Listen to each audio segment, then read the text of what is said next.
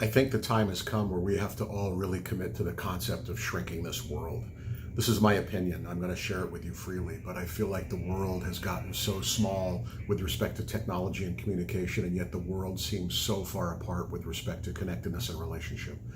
I think that trend is changing, but I think the only way that trend continues, the only way it scales to the proportions that needed to really change the outcomes of our world is for all of us to recognize, or at least many, many more than are currently recognizing it, our interdependency, our connectedness, and the strength and the beauty and the power and the accomplishment that can come from recognizing that connectedness, honoring that connectedness, and working towards a greater connectedness.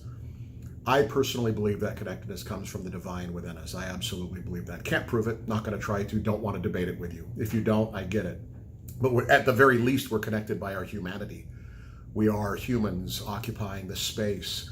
And I think it's fairly self-evident that if we occupied that space in a cooperative and collaborative way, then we would achieve connectedness. And through connection, through working together towards common objectives with genuine hearts and authenticity, can accomplish damn near anything we set our minds to. I'm absolutely convinced of that.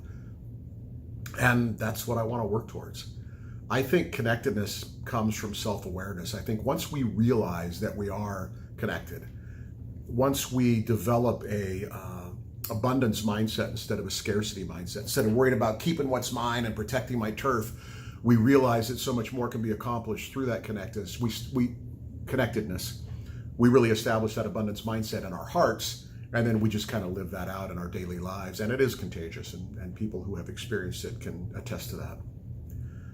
I think we have to really stop and get in touch with our why. We're so busy doing our what that we don't take time to get our why really clear.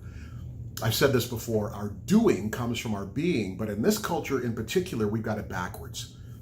We're so busy trying to define ourselves by what we do and how much we make and what kind of car we drive and what our title is and what house we live in or what our last vacation was, that we aren't living according to purpose. And if we will reverse that order and we'll get really clear about our why, our purpose, that thing that makes us come alive, then I think we began the transformation of ourselves. And once we start down that road, man, nothing can stop you from transforming the world around you.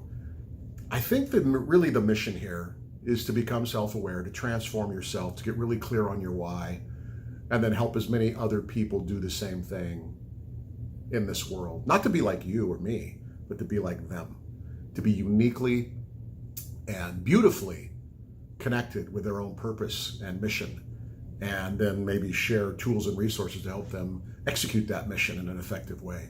That's really what I want to do. It doesn't require a change of vocation or a change of scenery or a change of employment.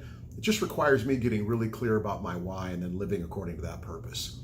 That's my encouragement today. That's my challenge today. Are you living on purpose with intention? Or are you, like I have done for so many years, bouncing like a pinball machine through life, waiting to come around the next corner and discover my why instead of stopping, going deep inside myself and defining that why for me, not allowing anyone else to do it, and then living according to that purpose? That's my encouragement to you today, to your success as you define it. Cheers.